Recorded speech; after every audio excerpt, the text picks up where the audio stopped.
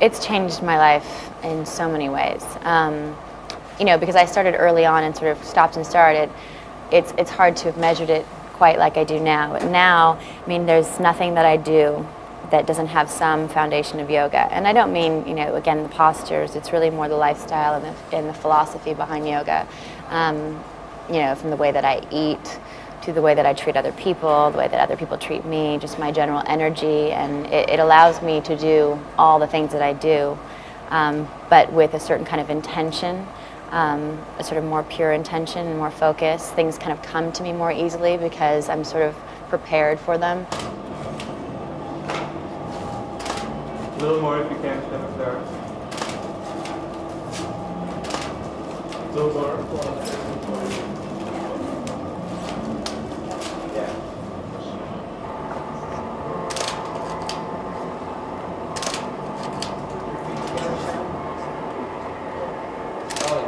Supermodel Christy Turlington is practicing yoga.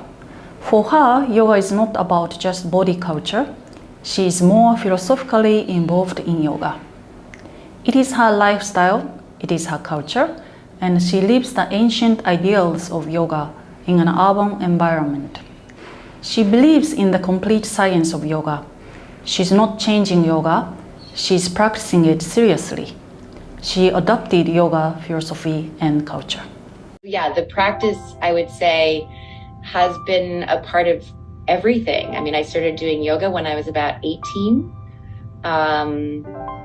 And I've tried many different kinds of yoga. The book as well sort of allowed me to go down a few different paths just because I really wanted to understand more of the popularized practices and also try to connect them with the origins of the asanas and the general practice. But I would say Seva has really stood out to me. This notion of service and selfless service, it just always resonated. And I think all of those years of practice before I became a mother, I think prepared me to be able to take an opportunity and an experience and put those things together and be able to create something more meaningful. I once went to see Ram Dass speak at St. John the Divine here in New York City, and it was after he had his stroke. And I remember him explaining his stroke as I was stroked. And it was such a beautiful way of taking something that most people would, take as something horrible and debilitating, but the way that he put that active ending to the word, and it felt then like a soft, like a gentle experience. So my daughter's name is Grace, and I often think of her birth experience as being graced, and her entrance into the world and being graced in that experience, that sort of carries me through to this work today. Every birth is divine. We are not aware of this. We are looking at the birth as just a hospital incident.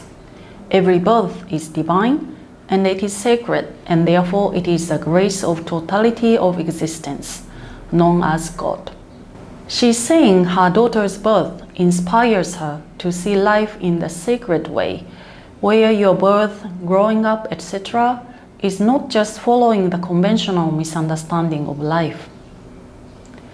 Christy Turlington is saying the birth of her daughter inspired her to take the yoga philosophy more seriously and see that her culture is not limited by just this productivity and efficiency interpretation of our journey of life. So she understands that we should treat our body and life as sacred. Even though the word sacred does not mean much to many people, but studying the yoga system correctly allows you to understand how it is sacred.